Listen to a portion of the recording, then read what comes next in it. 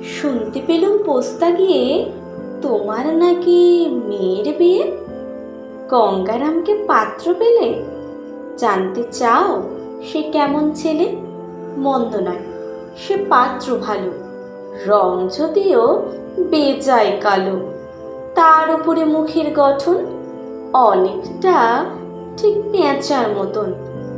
বিদ্যে বুদ্ধি বলছি মশাই, ধন্যী ছেলের অধ্যাবসায়।